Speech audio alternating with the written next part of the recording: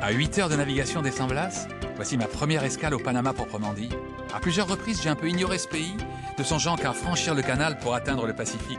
En fait, Panama offre plein d'escales intéressantes, du côté d'Isla Grande par exemple.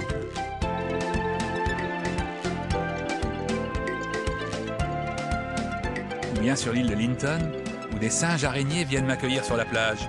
Ils sont amusants, avec leur façon de se tenir bien droit, leur queue leur servant de point d'appui, ou lorsqu'ils l'utilisent pour s'accrocher aux branches.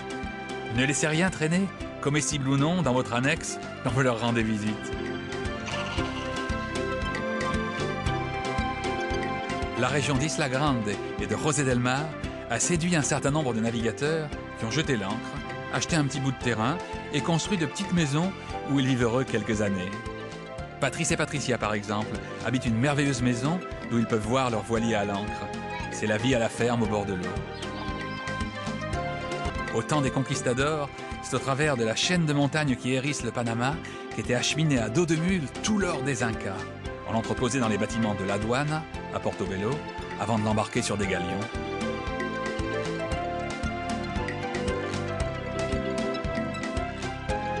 La rade de Portobello fut le siège de violentes batailles au temps du pirate Morgan qui mit la ville à sac, mettant fin à son ère de prospérité.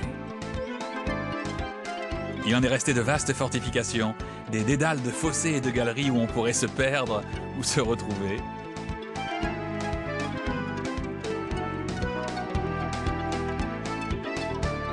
Très colorés, les bustes de Panama, décorés avec amour par de vrais artistes professionnels.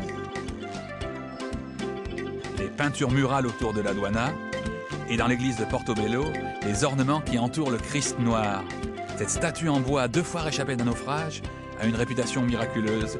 Et chaque année en octobre, des milliers de pèlerins viennent à pied à Portobello pour une cérémonie pittoresque. À l'ouest d'un long rivage sans abri, la côte nord de Panama se découpe soudain d'un vaste ensemble de baies et d'îles, découvert et baptisé par Christophe Colomb lors de son 4e voyage. La région de Bocas del Toro a connu une brève période de prospérité au début du XXe siècle, au temps de la culture industrielle de la banane. Il en est resté un village construit de belles maisons coloniales.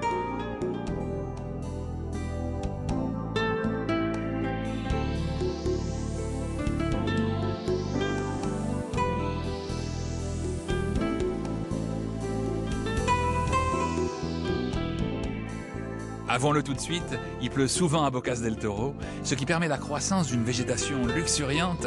Cet arbre aux feuilles géantes est un arbre de teck. Mais le beau temps revient vite, et on est si bien à Bocas del Toro, dans les bungalows sur pilotis par exemple de ce petit hôtel, fruit des efforts d'un sympathique couple espagnol séduit par l'endroit.